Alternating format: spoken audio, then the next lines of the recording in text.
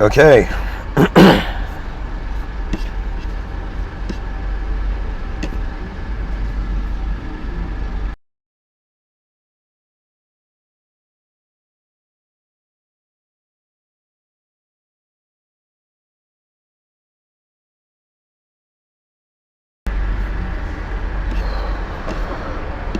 Hello everyone, welcome to another episode.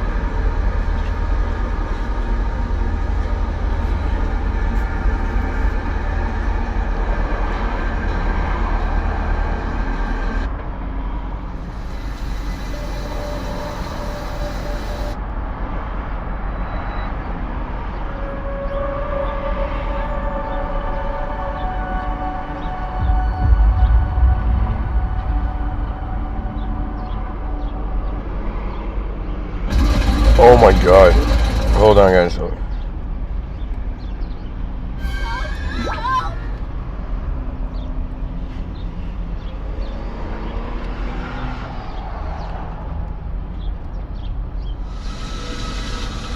Okay. So I want the viewers to look at the screen. I'm going to bring out the notepad. We're going to dive into this.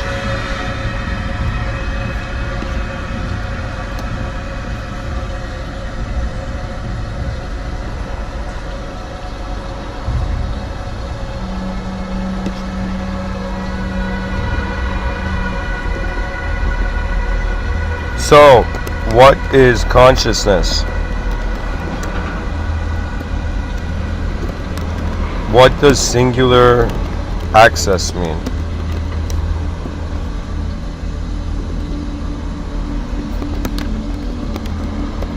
What does multiple selves mean?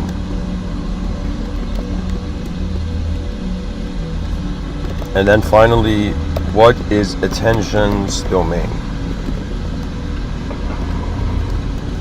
So these 4 questions are required to be answered, or we need to look at them.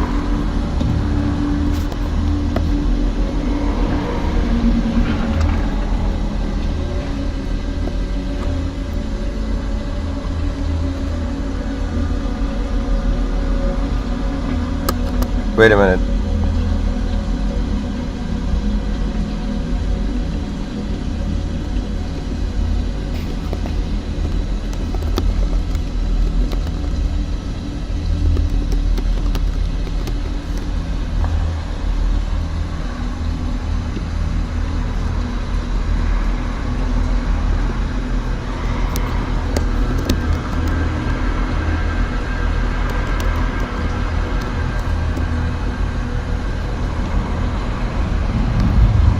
And this is the subtitle, what is attention's domain?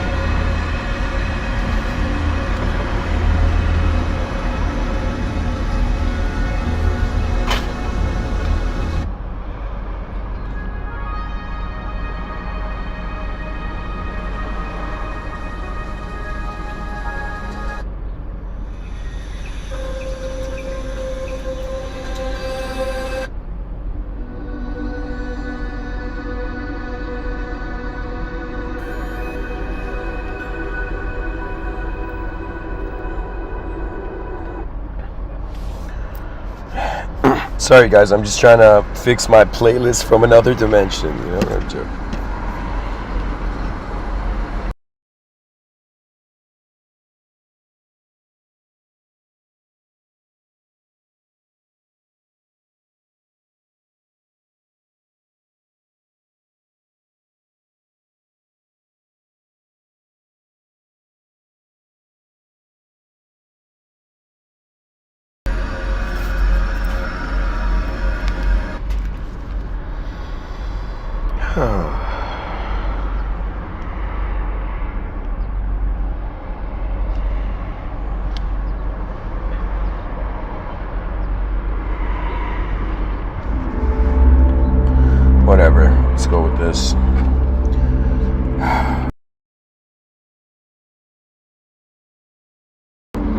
It's incredible how many times human consciousness attempts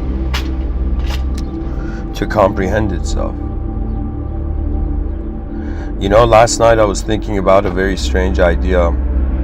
I was thinking about the idea of reincarnation. I was thinking about the idea that what if this world is not about a physical thing that keeps dying and being born and dies and being, constantly born, but rather maybe it is in some sense this world simultaneously as a physical temporary creature is experiencing it. It could be that, like, think of it this way: a creature is experiencing this world as a location. Now imagine there's a being irrelevant to location, a being independent of location. Right now, every human being is dependent on their location. If there isn't enough trees, there won't be enough oxygen, and for example, we're dependent to the environment. We're so dependent on things in this world that to be born as a human being is to learn what you're dependent on. We have created a culture and society that idolizes, that glorifies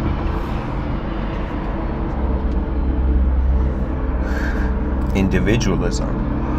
There was a time my father said something about fame, and I told him that's people worship, and this is something where I knew that anything that's shiny people will look at, right? And the issue with looking at something shiny for too long, you will forget who's looking at it, right? That's the problem. This is what what's his name, Friedrich Nietzsche said. He has a famous quote, and I experienced this quote in a unique way.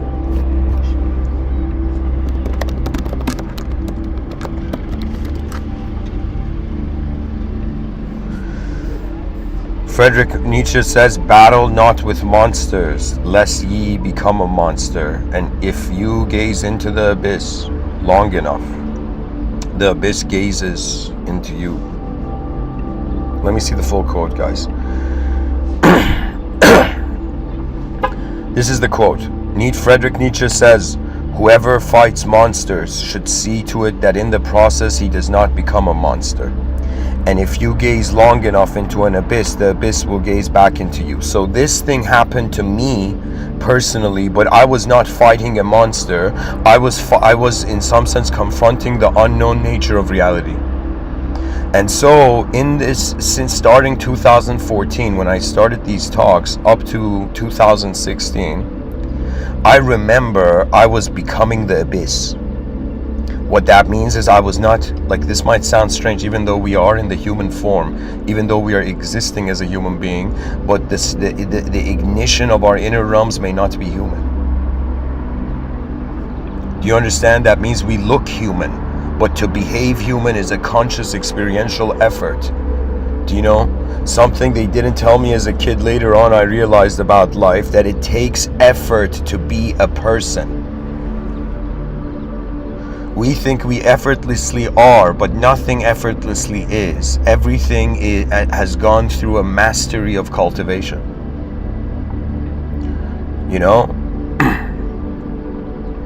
And sometimes you can guess the type of beings that appear. To me, it's like, I don't know how to say it, it's like a symphony, it's like a melody. The notes at the beginning kind of foreshadow what kind of sounds can come after.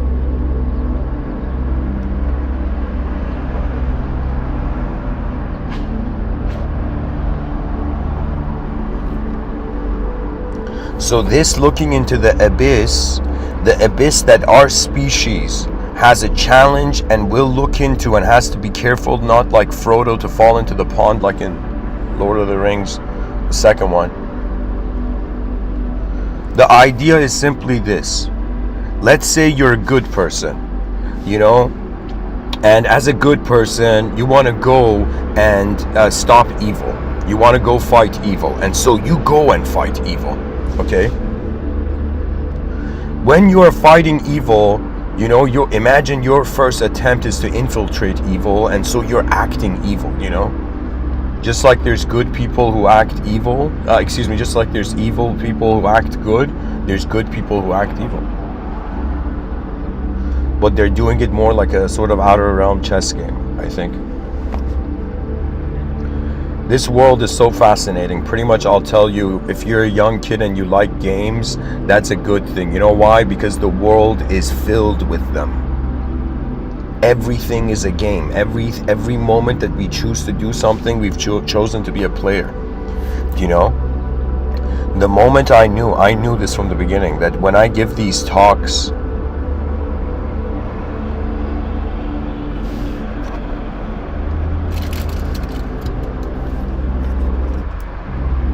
you know, the challenge is to either selfishly do something or selflessly. If you selfishly do something, you're going to have the weight, you're going to have the experience the consequence. If you selflessly do something, you didn't do it. This is why enlightenment is not human. Those people who are enlightened, actually, they cannot tell you. Why? Because enlightenment is not a human state. I'll give you an example, okay? Why does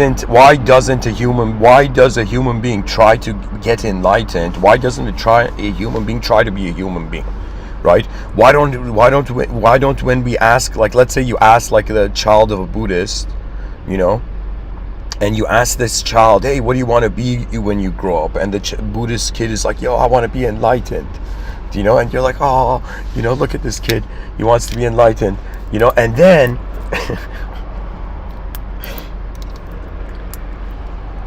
you ask, why doesn't this kid want to be non-enlightened? You know, why aren't people trying to be what they are? Because they already are. And enlightenment is one of those things that once you are, you don't think about enlightenment. It's like okay, here, I'll say something which I think many people might appreciate. Your attention is on what you are not.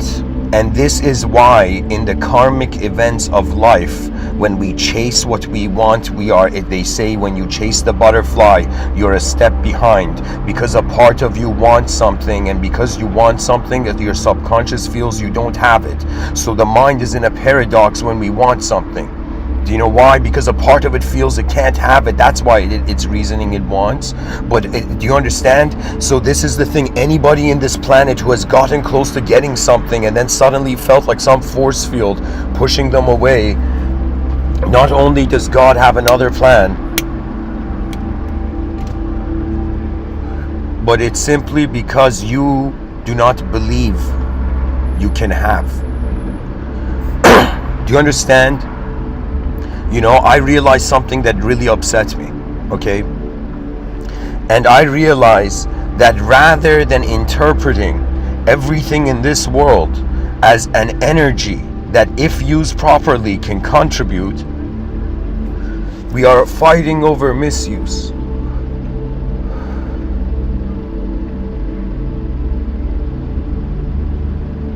And you know, I'm just waiting for the species to advance. Like, let me tell you what's gonna happen, okay? Let me tell you what's gonna happen. I'm going to politely and kindly and very gracefully, to the best of my ability, keep encouraging the species to, in some sense, advance.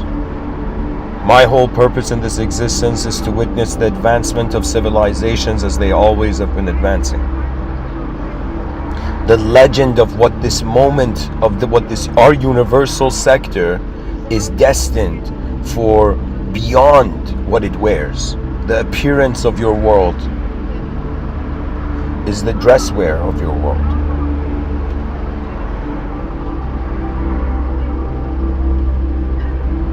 So many different kinds of beings.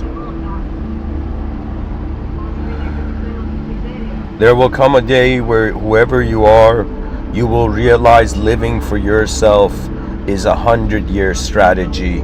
Living for the species is a timeless strategy.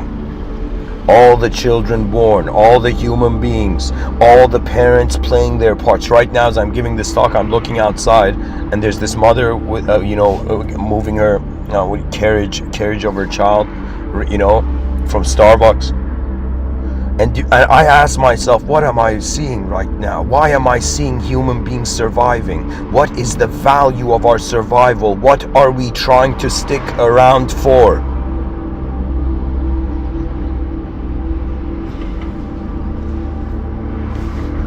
Rise, mankind, rise. Because what else can you do when you have fallen into the meaningless? So onwards to the questions.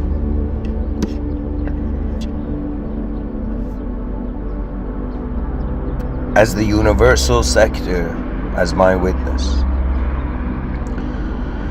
These are deep questions. Let's see if I can do a good job in answering them. So what is consciousness? Consciousness, is very profoundly, I think, by most human beings and most academics and scholars, equated to WTF. And some people are like, Mr.Within, is WTF an acronym? Is this some sort of like formula or something? Yeah, it means what the fuck?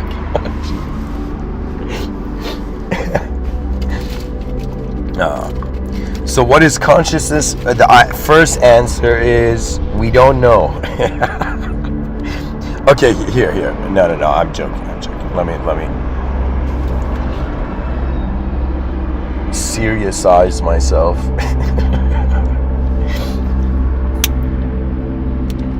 Consciousness, dear viewers, is very fascinating, beautiful, and one of the most incredible things about the human experience. It is one of the biggest mysteries. It is the greatest question, the greatest Rubik's Cube to be solved, the next great Rubik's Cube. The greatest puzzle of our species. And it's a puzzle that sometimes that our species doesn't know even if it wants the answer to. Like I personally on my own piloted into certain states that are dehumanized on this planet, and some people are going to be like, Mr.Within, and you know what it is? Let me tell you this. It's kind of like seeing all the spiritual people or all those people recently interested in spirituality wanting to see something more about their life, right? But then it's like them not realizing that it's an uncharted territory. The other world, if there is another world, it doesn't mean it holds to the comfort of your own mind. Some dehumanized states on this planet, the only way I've been able to enter them is as a geometrical shape. So what I do is I shift my, okay, so in front of my eyes, I'm an object. Behind my eyes, I'm an unknown viewer looking at the invisible black abyss of my mind. Okay, the inner realm space. And in that inner realm space, I can allow my attention to become a geometrical shape. Usually it's an inverted triangle. The reason I change myself in my inner realms, then travel in my inner realms, is because if I'm human and if I travel as a human idea, I will become emotional. But if I travel as a geometrical shape in my inner realms and in the unknown, and how every person's a geometrical access to reality is actually being broadcast from Plato's world of forms. Plato's world of forms is there, but the thing is, like, there's so many things here, but it depends on if you have the eyes to see them. It's, for example, there's a lot of beautiful people in the world, but their beauty is hiding. Their beauty is not in the open. Like some people, I remember, let me tell you something. I'm not much of a clubber, but there was a time where it was Halloween, and this was London, Ontario, years ago, way before even Mr.Within, the idea existed in my mind. And so I remember, as a group, I went to hang out with my brother, and, the friends of my brother, they all hit pre-drinks, and, and it was Halloween and whatever. And everybody, like this group, went to this nightclub, right? And everybody was in the nightclub. It's like we paid to get in there, everybody excited. Then I realized, like, I suddenly got dizzy because I realized we're just freaking moving in circles. Like, have you ever seen like those nature documentaries where like groups of zebra or gazelle or something like are just going in a circular fashion? They're just spinning in a circular way, right? So in the nightclub, I'm like, this is so stupid. Why? Because the guys are chasing the girls, but it's going in a donut shape. It's literally going in an endless circle. So the guys now, and then I remember I got tired, and there was a couch there, and I just sat there on the couch. And I remember I had released my mind. That means I was like, I don't want anything from this place. And I just sat on that couch, right? And you won't believe it that when I sat on that couch, everybody could see me. When I stopped moving with the crowd, suddenly the crowd could see me. It was weird, you know? And that's the thing, right? It's a pattern, it's a way of behavior. Right? When we talk about consciousness, right? Consciousness equals pretty much access to shaped 3D space-time continuum. That's what it means. Consciousness equals logging into a world. Access to shaped world space. So I have been thinking about it, and the cool thing about consciousness is that it's a free-for-all. Every human being is a perfect example and scientific experiment that's happening 24/7 all the time about consciousness. Why do you think the yogis were meditating? Why? Oh, human beings of this earth, why do you think there has been a small percentage of humanity that they have renounced this life? They have renounced this world. Why? Some human beings, like most human beings, are born in this world obsessed with themselves, and they're just trying to have fun and a good life and enjoy before they die, right?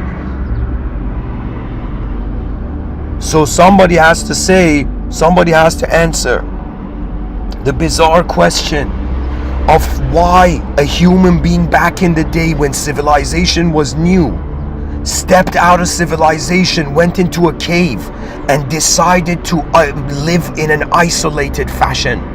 Why? Because those beings believed that the outer realms were too impure to be accurate.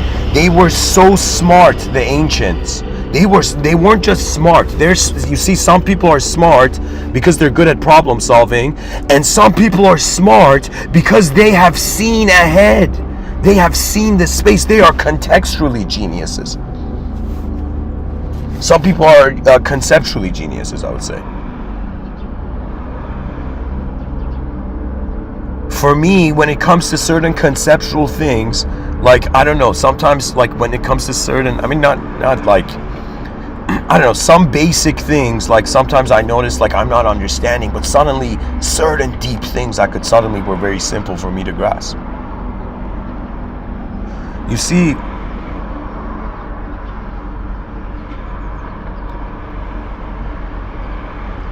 what's going on is just like a candle is lit in a dark room, a human being becomes observable to itself suddenly. When I think about the earliest memory I have, I was just a child, no language, nothing. I just remember looking at a room diagonally, like looking at the corner of a room. Then I think about the earliest time I became an individual, and I kept trying to remember when did it start, and it never just started. It was as if, like, as a child they were calling my name, and at some point I decided I'm my name.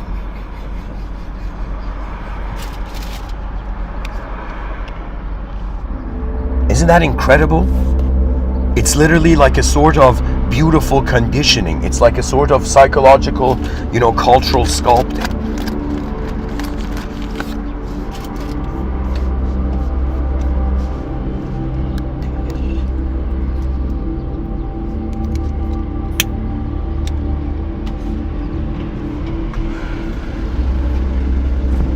What is more important than temporary ideas in the void? The vision of eternal action. Mankind, our species, is the worthy species. It is the golden species. It is the glowing species. We are the glowing ones when it comes to the biological animal kingdom, to all the other kingdoms. And for me, this is one thing I appreciated. This was the coolest thing about science in my childhood, where there was the idea of like the mineral kingdom, the plant kingdom. Do you understand? The concept of a kingdom is so beautiful, because whether we know it or not, we are the human kingdom. And the human kingdom has no living kings. It has unborn kings, meaning the crown is on the future till the end of time. Till the end of time. It's as if somebody would come and say, Mr. Within, right? What king do you serve?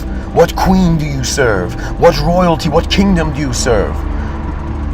And I would say, before I was born, I had already bowed to the inconceivable future, where the finale stands. You see, the beautiful thing about human life is that there is no such thing as endings, because change and the middle is a come. So think of it this way. You look at a dot on a piece of paper. Now imagine you drew a bunch of dots beside each other, and then they became a line. So you can treat it as if it's a line, it's start to finish, or you could treat it that every moment it's a start, it's a start, it's a start. That means imagine a creature, imagine a human being, an egoic construct, afraid of death, afraid of the ending, and the ego is like, yo, what am I gonna do? I might disappear, my body may leave, what should I do? And the ego is like, I have one strategy, one technique is possible. Instead of treating myself as one character in a story that began and ends, I will be a new being in every moment with every blink. That is the strategy that I think the most human beings are going to implement. For me, the strategy was I realized all my problems in life is coming from a fear. And then I wondered, okay, out of all my fears, which is the biggest fear? And then I realized it is the fear of death. That shit is scary. But it's something we're all going towards. So I ask myself, what kind of a civilization are we in that instead of telling me, oh child that has been born into this world, fearlessly go walk towards the ending where we're all going, rather than be afraid and try to avoid and think by doing this and that and finding cheat codes you can have salvation beyond this world. Wrong. This world is waiting for us as much as we're waiting for it. What that means is man is waiting, trying to get to heaven, and the heavens are trying to get to the advanced man, to the advanced soul.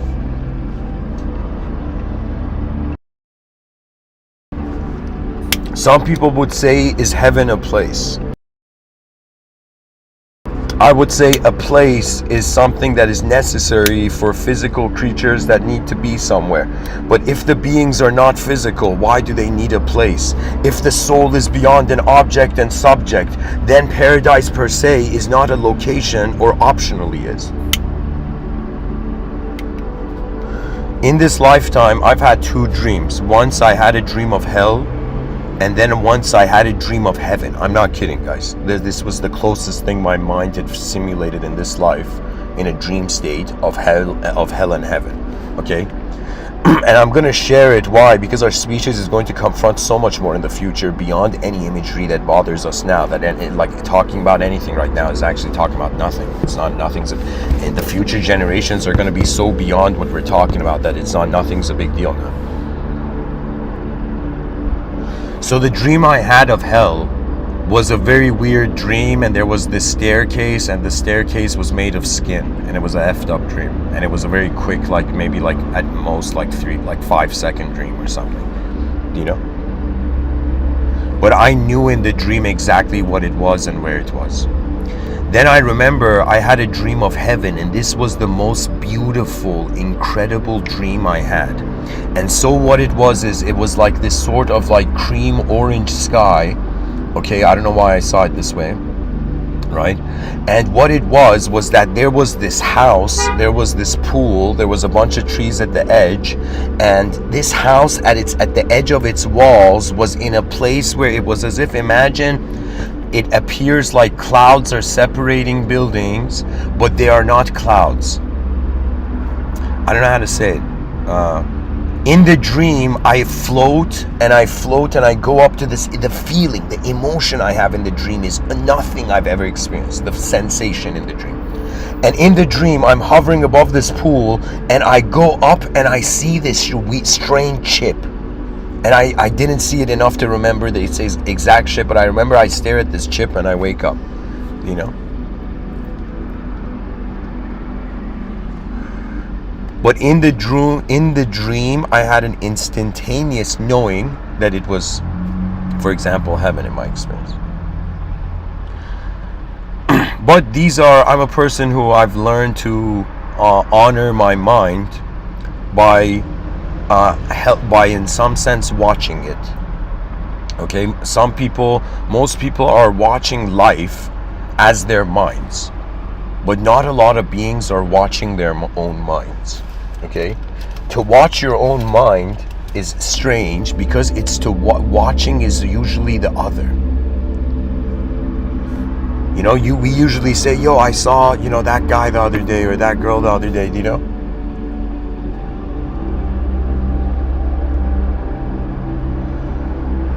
But we don't say, I saw myself the other day.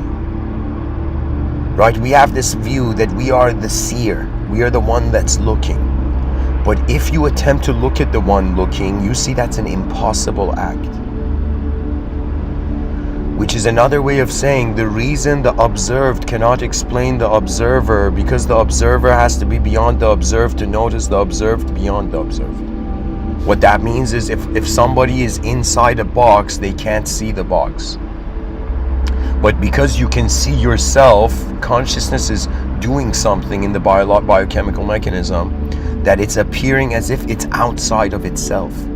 So even though we think we are individuals, we are watching our individualism outside of ourselves. And what I've even caught on to is that before we move, even before I'm saying these words, there is an inner event of life. Life is moving faster behind our eyes than in front of it. This is why suddenly the day has purpose. This is why suddenly there are goals, there are visions, there are ambitions. You know, one attitude I have is that some mornings I wake up, I say, world, why have you brought me today? Like, why have you awakened me here today? Because if you have an attitude that you are not a temporary being, then work means something else. Because you're temporary, work is important. Oh my God, doing this action is more important than that action. But when you are an eternal being, imagine you are a being that doesn't die. Imagine there was a parallel universe of Earth where it was a pancake flip, it was the opposite, right? Human beings actually were trying to die. Do you know they thought dying was impossible? You know, they were trying imagine all the scientists in that parallel universe of Earth, of immortal human beings. They're like, yo man, is it possible to die? You know, is it possible?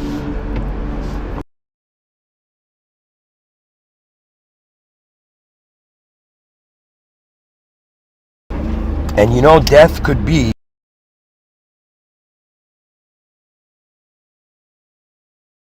just a door that we are overreacting to. But this does, just because it's a door doesn't mean we got to be a dumbass and run towards, you know. What it means is that there are mysteries, and pretty much consciousness is a moment where a singular existence is acknowledging a dualistic experience, and the dualistic experience is divided between known and unknown variables. So forget spiritual, forget religious, forget secular, forget all these like costumes for a moment, dear human being.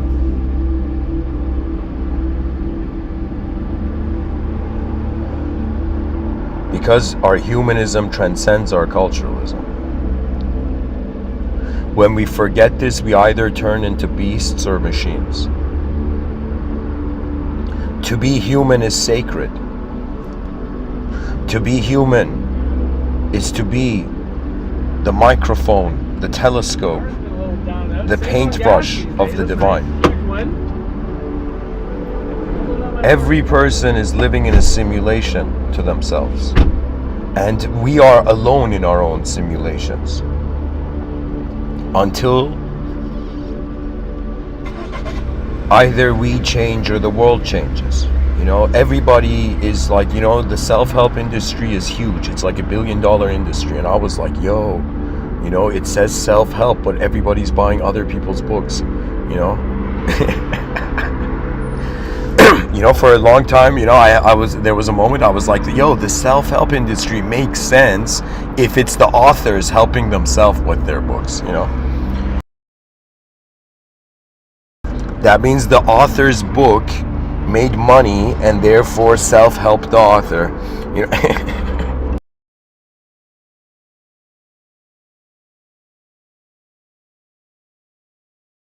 Anyways,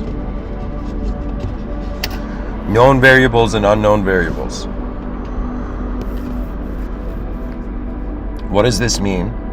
That means rather than playing along in this incomplete theater of hysteria in society, you take a step back, you go find a grassland, a park bench, or just a moment, and this is what they say, there's two types, there's a contrast between the term loneliness and the term isolation. Isolation is when you want to be alone. Loneliness is when you don't want to be alone and you are. Do you know? That's the difference. That means all those people who are suffering, who are stressed, you know, it's your context, it's your attitude, it's how you are evoking and animating and simulating yourself throughout the day, you know.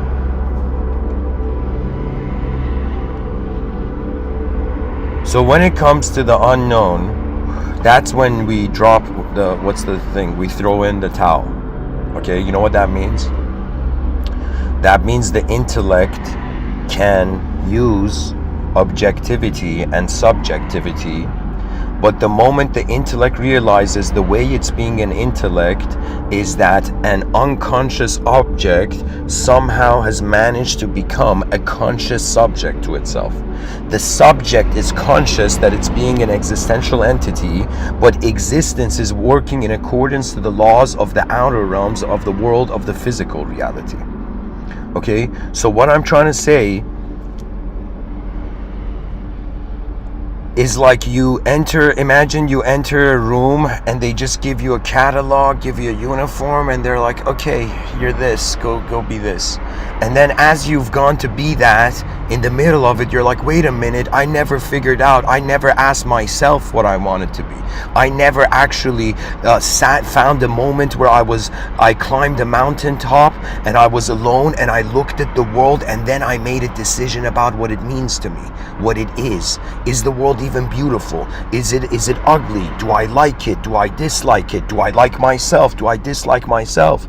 Right? You see, this world is giving the illusion to the younger generations that you got to find a sort of algorithm, you got to jump these hoops to fit in, right? And sure, you can't be devoid of society, but at the same time, it's as if you have an opportunity to see what you are. So I'll give you an example. Okay, imagine an employee comes in a company. Okay, imagine there is someone who is an incredible like piano player, okay? And then they come into this ensemble, or I don't know, they go to this like, what do you call it? This guy is like a next level piano player, okay? He goes into this band, and then in the band leader says, yo, I don't want you to play the piano. Imagine the conductor of like the symphony, and it's like, yo, you're gonna play the triangle, and then the guy's like, yo, Illuminati.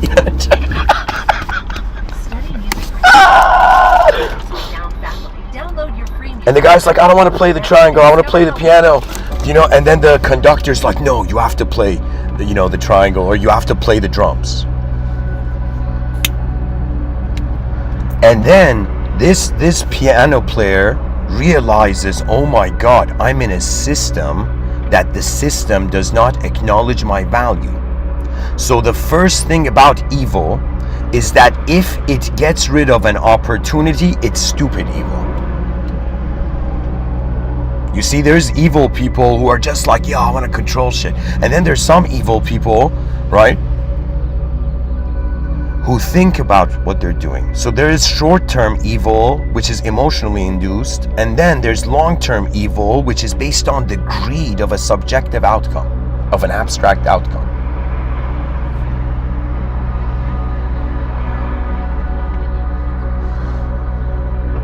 You know, guys, I'll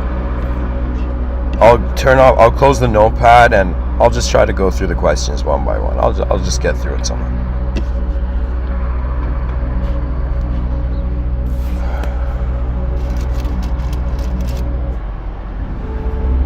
So, I was going somewhere with this, and then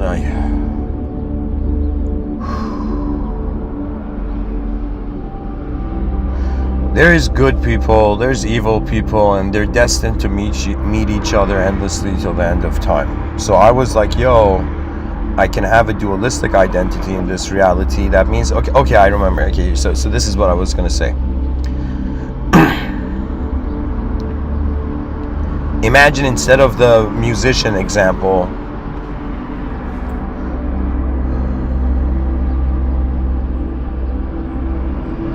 I'm trying to say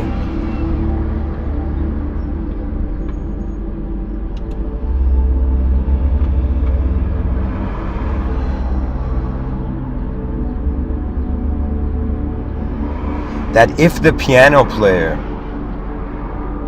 knows it's a great piano player, but it has entered a world where they're telling it to, for example, play the violin, and it's raised and conditioned to play the violin, but it's a great piano player.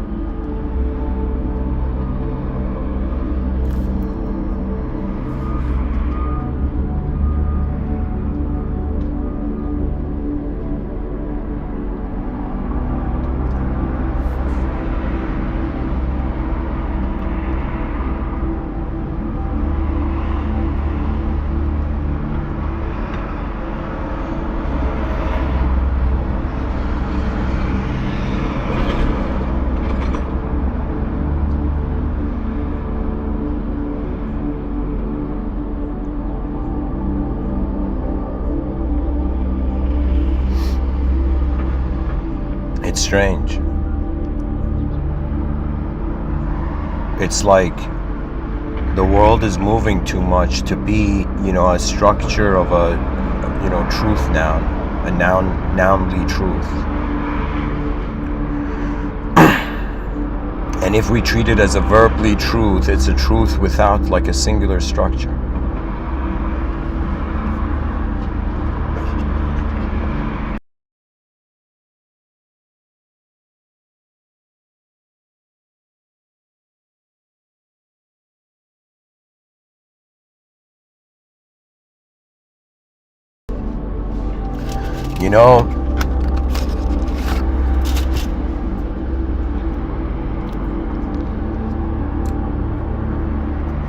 The fear of death is like the Lord of the Rings. It's like the ring that rules them all. And once you understand it's just a destination, and the point of it, it's kind of like a door. So it's like it's a door that, at some point nature will open for us.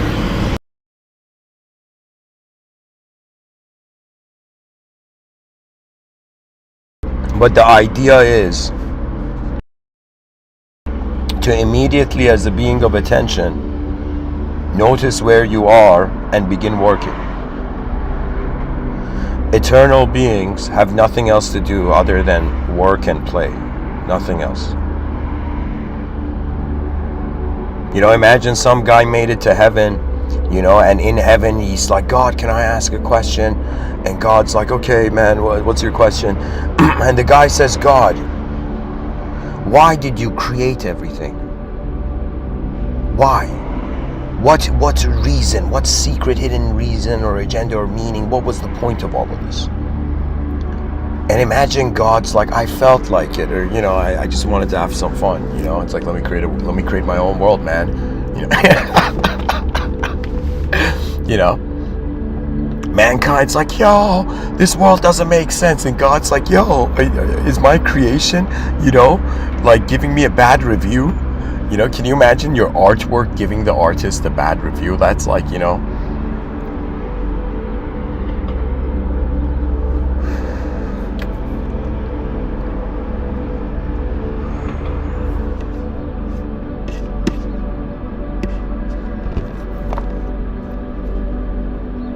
Guys, I think these talks have managed to create such a sacred atmosphere that the silence in the chat section is equivalent to the silence of a temple or cathedral.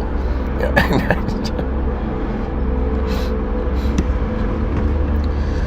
Okay, whatever. Let's see. So what is consciousness?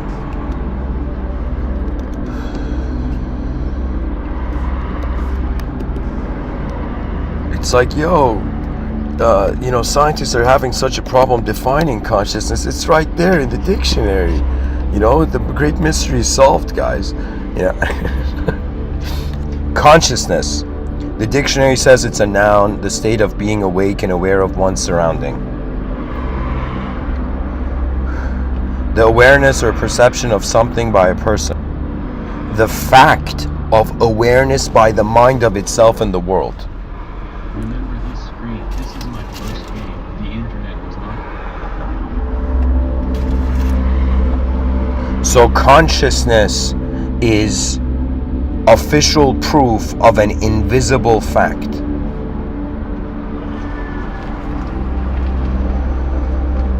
Because I could totally see why it's blowing the minds of those people who are looking at the neurology of the brain, and they're like, how do we attribute personality, which is something that the human being made, right? So it's we created our own language and our own ideas, and we're attributing it to something that is there, and we're hoping that we're attributing it correctly. But really what is going on is, this might sound strange, but just like the blind read Braille,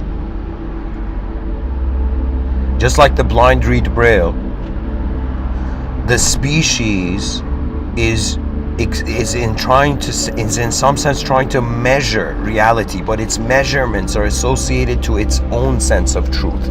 So the problem with science, not with science, with the scientific method, is that it has not allowed a sort of angle of inclusion of a non-physical observer. You see, I thought it was so bizarre, right? There's someone who I'm fond of named Sam Harris. I like listening to him sometimes. And Sam Harris, I remember he was with this, talking to this theist, and he was in some sense saying hey, how can you believe in pretty much this idea of God, you're believing in fiction. Right? But then Sam Harris in somewhere else, he said the self is an illusion, free will is an illusion. And I'm like, that's hilarious, because what you were using to say that God is not, to prove that God is not real, is something you're also claiming that is not real. So this is the bizarre thing, that we thought we can just have reality, but we need abstraction. So we are actually these abstract points, these abstract subject. We are these subjects that are moving the object. We're moving the object subjectively. The existential object is experientially subjectively moving. So what does this mean? This means fiction is moving non-fiction. So the secret of this world is not how non-fiction is here, it's how fiction is in the void. That means more fascinating than reality that's just here is why can we notice imagination? Why can we close our eyes and see but not still be able to touch what we see? It's as if the mind is like how the head of a dolphin is outside of water, but its whole body is in the water. And the dolphin's just smiling what is going on? Mysticism,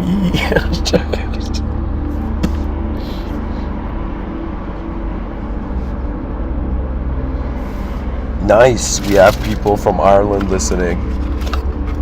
This talk is being recorded in Etobicoke, Canada.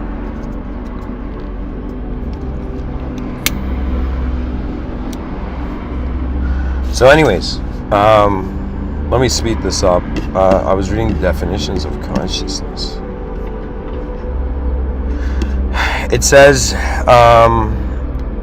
consciousness at its simplest is the sentience and awareness of internal and external existence. There you go. Wikipedia's, done the deed here.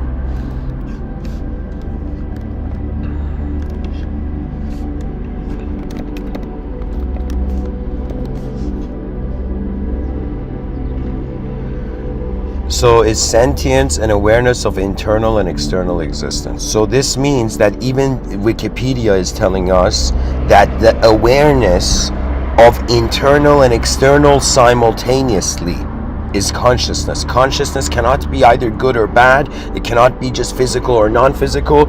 It is the awareness to both that creates a possibility for us to create many worlds there, many worlds of meaning.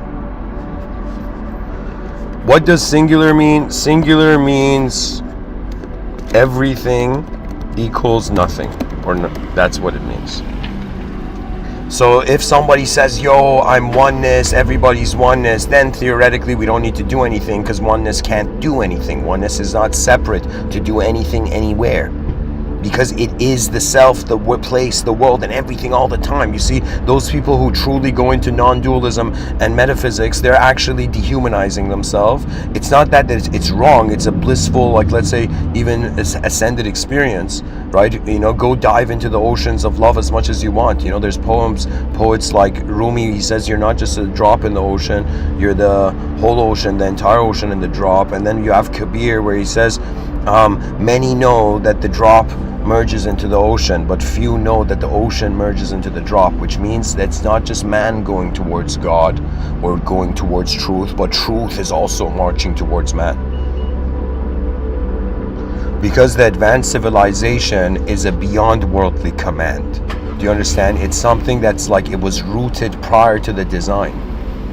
Because, you know, more than I can say I found the idea of the advanced civilization, the idea of the advanced civilization found me. I wanted to be a soccer player when I was a kid, you know, like little did I know I would be aiming for different goalposts in the inner realms, the mind.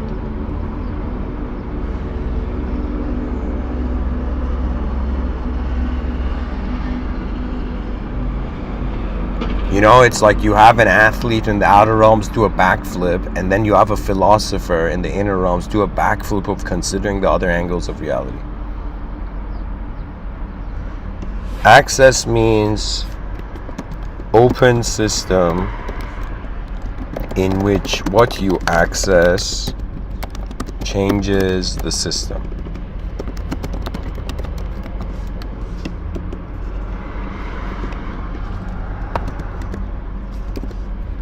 Consciousness of an awareness, when an open system is aware of all of itself. A cake, imagine a cut up, imagine a cake realizing it's one cake even though its pieces are cut up.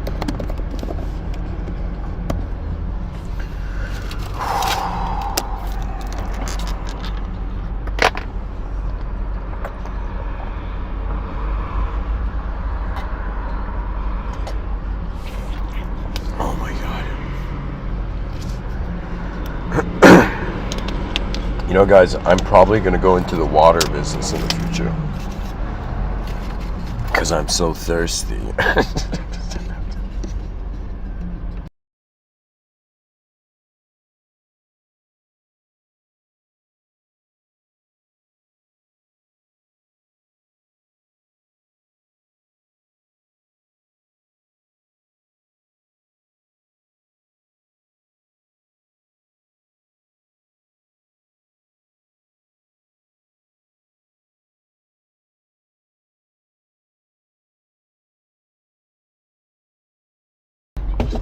All right.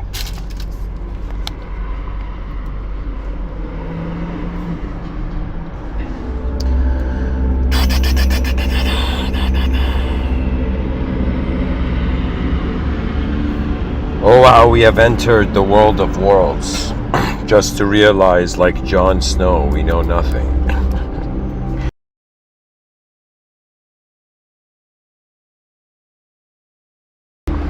Something about Game of Thrones. This is like a tangent, but I think, I thought I'd throw it in there. In Game of Thrones, at the end, the dragon burns the throne. The dragon doesn't kill, what's that kid's name? Doesn't kill Jon Snow. The dragon kills the throne. Why? Because the dragon realized that the throne killed Daenerys. Her desire, her greed. Do you understand?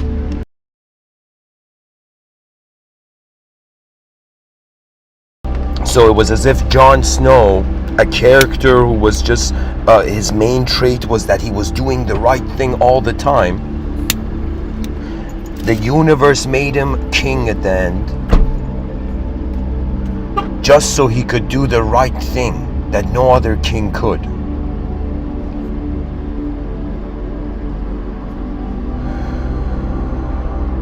And to guide the queen's soul.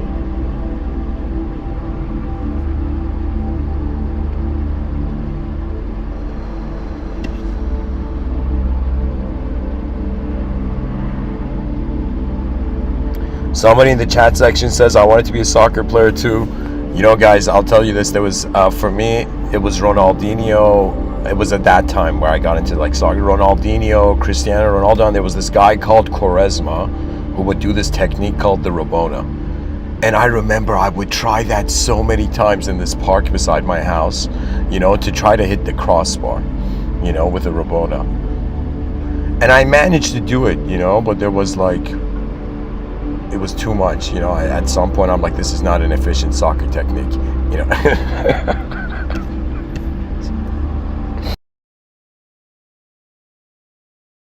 But I could say that I can successfully do around the world when it comes, like I could do around the world with the soccer ball.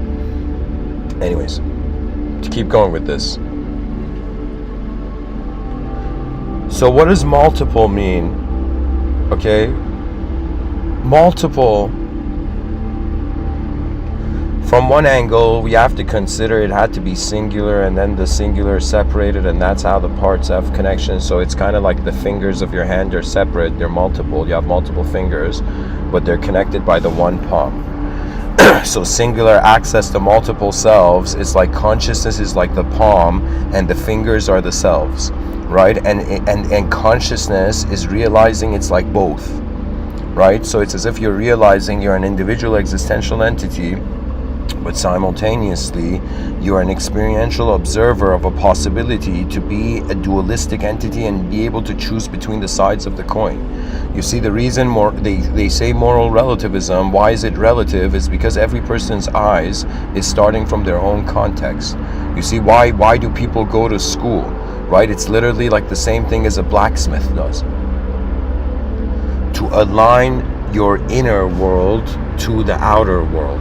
That's why we learn. That's why we adjust, right? That's why scientists are doing endless experiments and starting off with a theoretical approach. And then once you implement the theory, you see how much of the theory can be real, right? In reality, let me tell you, it doesn't matter if it's a holy person getting like divine revelation or something. It doesn't matter if it's a theoretical physicist. It doesn't matter if it's an artist. It doesn't matter if it's an inventor. Ultimately, what's happening is something is moving in the inner realms, and then the person has an option to interact with it or let it go. Most human beings, they let their inner realms go because they are under impression that they have to live as a noun, but actually to live as an advanced being in this world is to live as a rhythm, live as a verb. Some people are, you see YouTube videos where some people are like, yo, how do you get into the flow state? Or people sign up for this course and get into a flow state. You know what's bizarre about that? The flow state is there from the beginning. It's the flow state is the natural. We are just being unnatural. Do you understand? There was a time, you go read in ancient books, they say people spoke in verse. People spoke in verse. Do you understand what that means? That means the same rhythm that our heart has, the same rhythm that our lungs have, right? In some sense, it was a rhythmic expression of being. It was as if a multidimensional verb throughout history, an unknown multidimensional verb, became more into a known singular noun. And now we're inside the known singular noun being like, yo, are we unknown verbs? You know?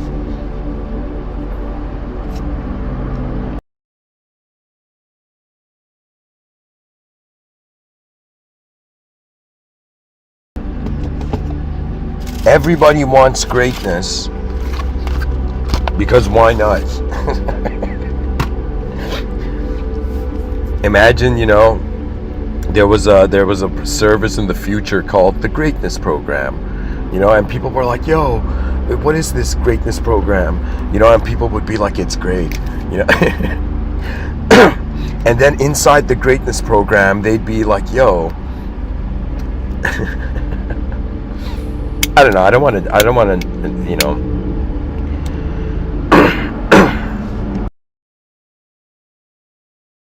I guess what I'll say is this: you have one lifetime to get to see what your most advanced version was or is. To be honest, this is why I'm pretty much living every day, right? Because the way the world is designed, our biological body is like a bell curve, but our mind is like a straight diagonal line constantly going up, right? So this means that consciousness is just increasing, but the body increases then decreases. So in one dimension, we have to have a strategy for an existential bell curve, and from another strategy, we have to have, from another angle, we have to have a strategy for an experiential, endless, just, diagonally raising line.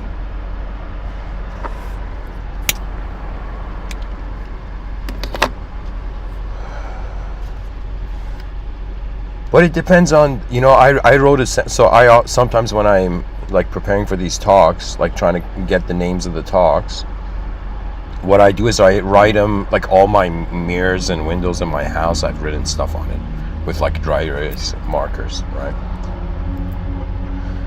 I remember I wrote this sentence: the type of being you are now, the type of being you are is your strategy to death.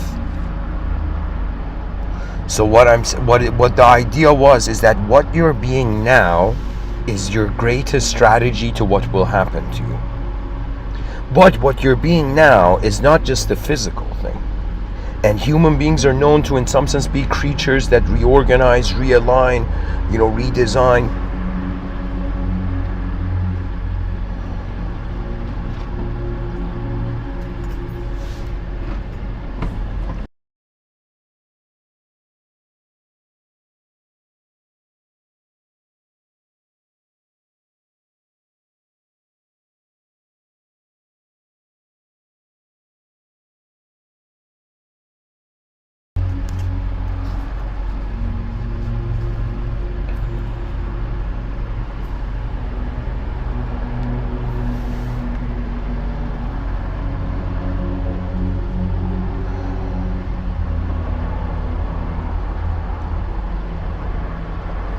You know what it is?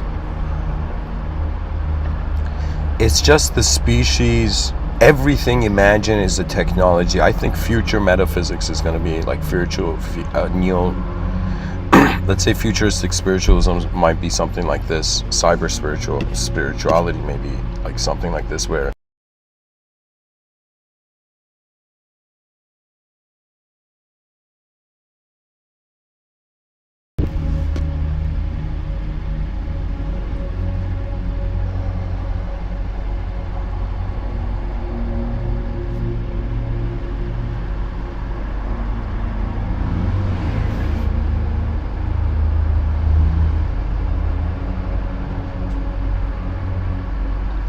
it's kind of like this, where I've asked myself, I'm noticing life from different dimensions, different ways we have access to it. Pretty much an existential entity can physically move, or it can move internally. So we have objective mobility and subjective mobility. But what is aware of the objective and subjective mobility seems to be like the presence of the whole moment, which is another way of saying the profoundness of the idea of soul even meshes into the idea of energy. So that at what point is the soul an energy without personality, and at what point is the soul an energy that is using personality?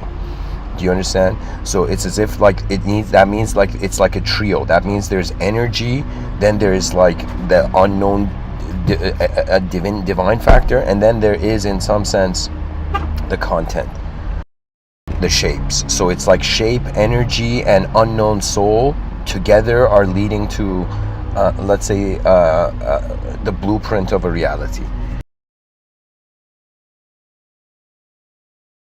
It's like saying the basics of world creation, conscious world creation in the void, requires consciousness, energy, and shape. The energy acts as the space. That means there's no such thing as space, it's just our own being. Right? So rather than there being a place and then us being born in it and then we're being something, it's as if we're being something and the location of reality is born to a dehumanized collective awareness, which is as a sense of presence. So you see, when it comes to this, so when it comes to mysticism, the best way to define a mystic is a lover of the unknown. It's a human being that has realized in a world where if it was like sheeps being led to the slaughter, it's like all the sheeps are going towards a path of knowledge. So what it means is the crowd is running after knowledge. Okay, but imagine there's some black sheep in the crowd, or there's some sheep in the crowd. They're like, yo, it's kind of boring for me to do everything everyone else is doing. Let me see what else can I do that no one else has. I think, by the way, this is the mindset that leads to a lot of great things.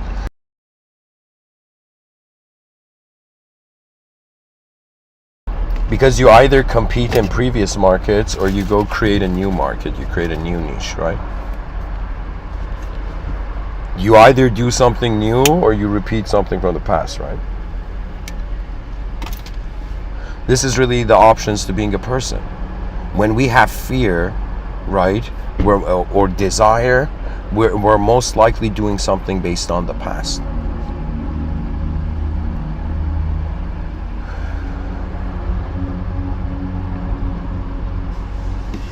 So what does self mean?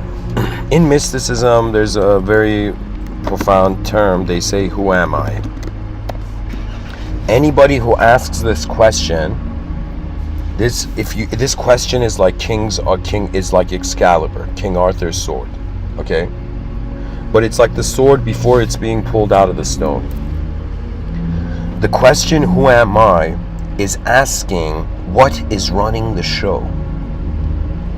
Or imagine you're an employee of a company and you don't know if you are actually, let's say you're inside a company and you've forgotten if you're the employee, if you're the manager, or if you're the owner. You've forgotten this, right? And one lifetime you're acting as an employee and all the other, employees are like, yo, what is the owner doing? Being an employee. And then once the owner acts like a manager, all the managers are like, what is the owner doing being a manager, right? And then suddenly the owner realizes it can do something that the managers cannot, and then realizes it's an owner. So you go through life living through past structures until you reach a point you realize something only you can do, which then renders your experience as a new structure to yourself. And then you get a strength that no human being has ever had on this planet, because you're a human being that has never been born on this planet. So your strength is unique. The question, who am I, is an attempt to ideologically reverse engineer ourselves into a non-dualistic moment where before the personality tells itself a story of the world, it's being present inseparably as the individual activity and collective activity happen. So what it means is that this whole time we've been like we're people on earth, but the mystics reached this level of awareness. It was dehumanized, but it was profound. They reached such a level of awareness that they were not being people in a world, they were being a world that is alive. That's different than being a person that's alive in a world, because you're conscious as a personality first, then you don't know your presence. But if you know your presence, you can't fear your personality, because your personality is arising from an energy that you're instantaneously being, regardless of what you think you are. When it comes to attention's domain, there was this show called Jujutsu Kaisen, this kind of bit of a messed up anime, but it was good storytelling. And in that anime, there was a character, I forget the character's name and the name of the ability, but this character had an ability to create his own world and then bring the enemy into that world and then defeat the opponent in that world. And to me, what's going on is that the world is too big for human beings to process, so they're trying to bring bits and bits of the world into their own world and then kind of divide, conquer, or whatever strategy we choose to implement. But the idea is we're inviting the unknown into our own home, because in our own home we have more control to function with the unknown. This is the reductive method. But there is also the approach of pure trust. So if you think this world is inanimate, if you think it's a place, then you're going to have conditional, your trust is going to be conditional. If this world is a living being, that means imagine your relationship with your world is not a relationship with like you've gone into a museum or art gallery. It's a relationship with a living being. That means all those people who are doing ritualism to access spirituality, it's like on the other side, the spiritual side, it's like imagine on the other side of the veil, they're like, what are these freaks doing? Just talk normally. Just have decency and acknowledgement of communication. In order to communicate to the higher dimensions, you have to be the higher dimensions. You have to be there. It's where you are not, you cannot access. If I'm giving these talks, I'm capable of giving these talks, is because a part of me is already has already seen the ending or is already there.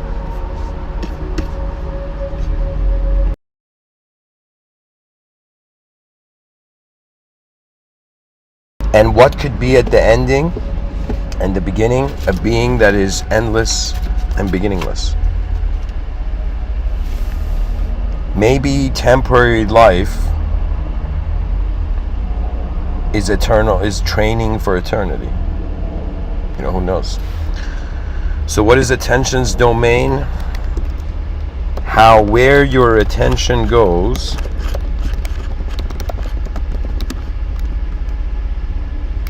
brings in a world to accept. If you accept that world, the context of the attention has changed. So I'll give you an example. Imagine someone thinks that, human beings can't fly. They've never seen an airplane. So they're living in a world where their sense of self is in a context where the human beings can't fly, right? And then imagine they go and sit in an airplane. The person changes and they get a new context. The airplane's flying in the sky and they're like, yo, new experience. Now their attention has changed to someone who believes that flying is possible. Now imagine the person doesn't believe hyperspeed travel is possible, right? Then imagine the experience. So what I'm saying is literally, it's like we're jumping. It's like, just like, I don't know, I did this as a kid where there was this river and we jumped on stones to get to the other side. So it's exactly like that. Your attention is starting from a context, going to a new experience, readjusting its context, then going to a new experience, then becoming a new concept, the concept realigning the attention. So this is what's going on. The concept realigns the attention to a context. The context, so the person goes into a new context, becomes a new self. The new self finds a new context. The new self goes into that new context, becomes a new concept, and then the cycle keeps repeating. So the idea is attention is finding something new, realigning its sense of where it is, then from that new realignment creating a new self, and then finding a new context. So it's where's context jumping all the time in the human experience, from the moment we wake up to the moment we sleep. And when you sleep, it's the type of context. Now, what is mindfulness in Zen? This is the genius of Zen and mindfulness, that you keep the context absolute regardless of how you change as a concept throughout the day. So your insight about what the world is can give you a realization, a depth, a way of looking at the world where the context doesn't have to change every time you're a new concept. So it's like somebody at a masquerade party constantly changing masks every moment, and then realizing they don't have to change the mask, and even if they do, it doesn't matter because what's wearing the mask is not the mask. So anyways, guys, that's it for today's episode. Thank you for listening. I hope this episode was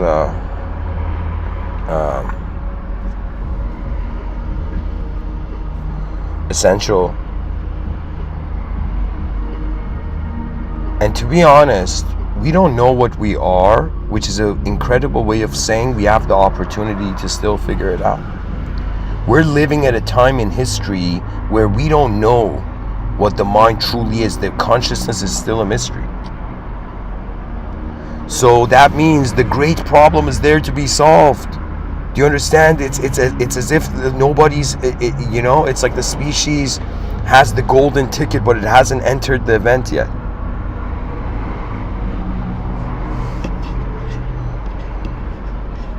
For an advanced civilization is the future's birthright.